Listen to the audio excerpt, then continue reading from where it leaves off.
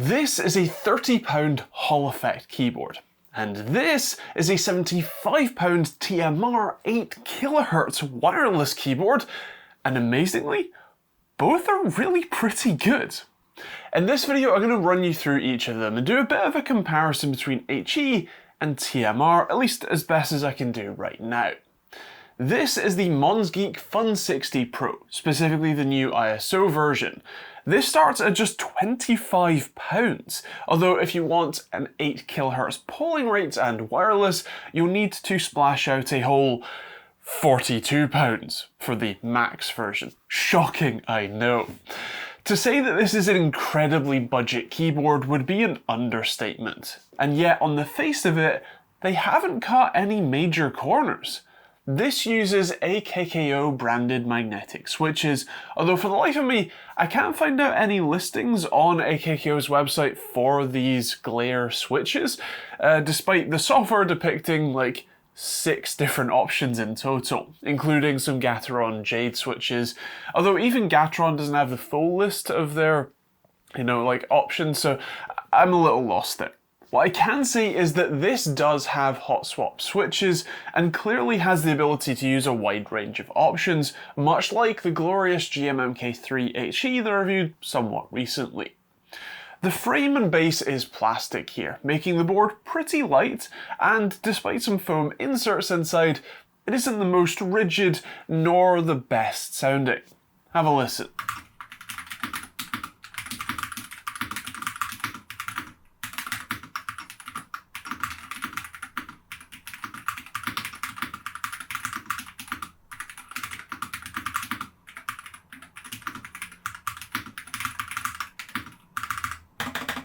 The typing feel is pretty mid.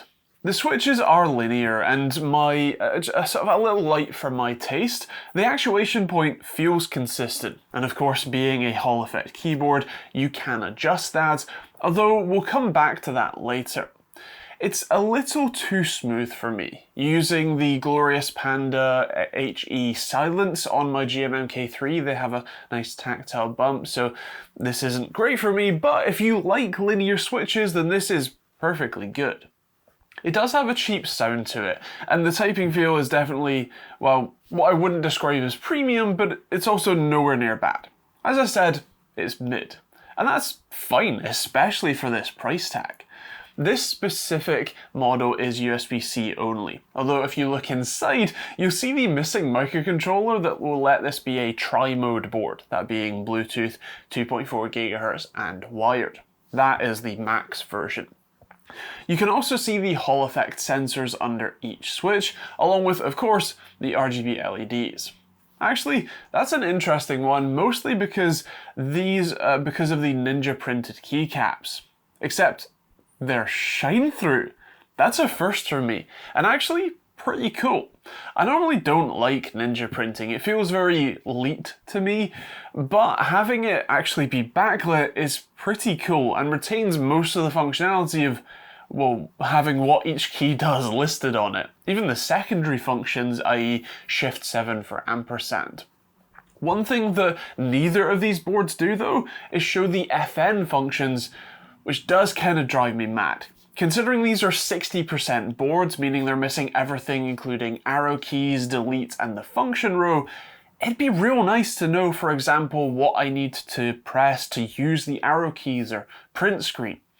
You would think that you could find that in the customization software, but that wasn't much help, as it doesn't seem to show you what has been mapped to the various keys, just that they are in fact mapped to something.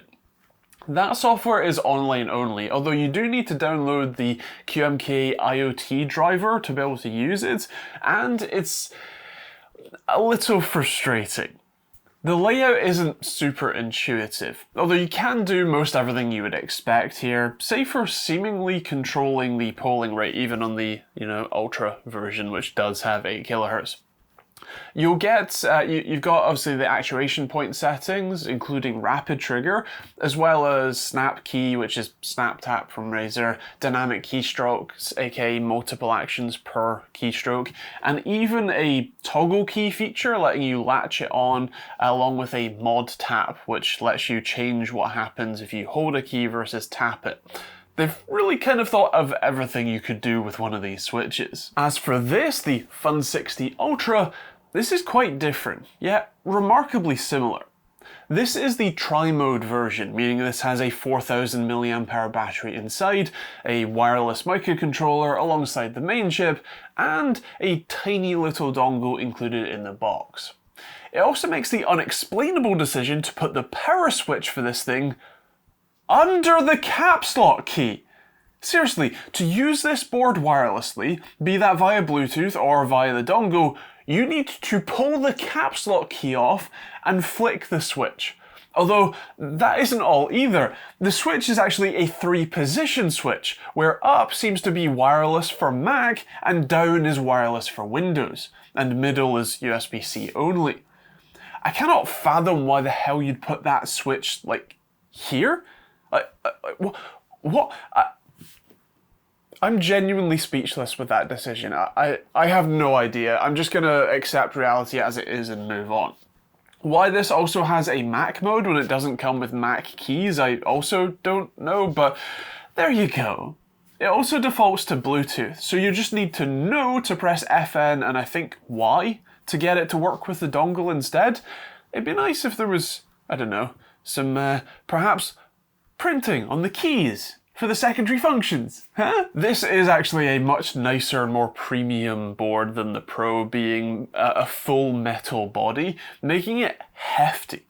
It doesn't have adjustable feet, unlike the Pro, which has 2 levels, both with really nice rubber pads to stop it moving around, although the Ultra has a much higher profile by default, so it doesn't really need any of the height options. You get the same AKKO glare mag switches, although this is a much more solid chassis and so it gives a much more premium sound to it. Have a listen.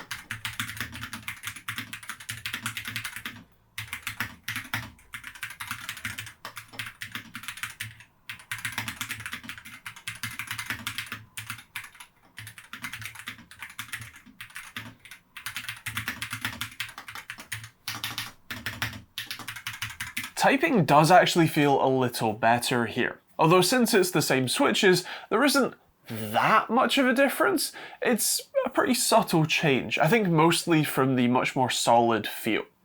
The impressive thing here is that if you decide that these glare switches aren't for you, and the like 5 other options, which I think are mostly linear options, that you don't fancy those either, well, luckily this board has mechanical switch hot swap sockets built in, so you can use mechanical switches as well if you really want to.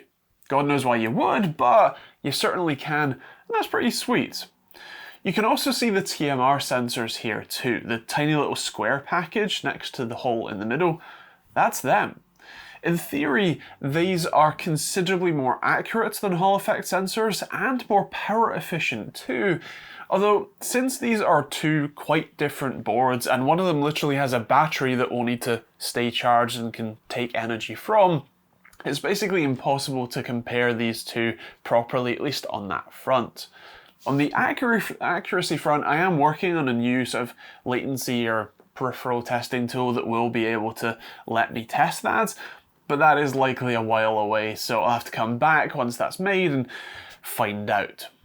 To the finger though, I can't say that I've noticed much of a difference between the 2. I did of course test both boards for latency, and I'm pretty happy with the results.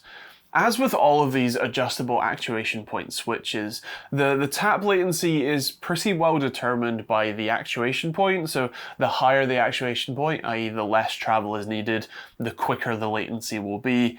But on the whole, these nicely line up with the Newfie Air 60 HE, and there isn't much in it between the TMR and HE boards. That makes sense, especially as it's the sort of same chip that is running both of them. For gaming, both feel pretty good. Of course, the nicer and more sturdy Ultra definitely has the edge, but it's kind of interesting that that's not because it's a TMR board.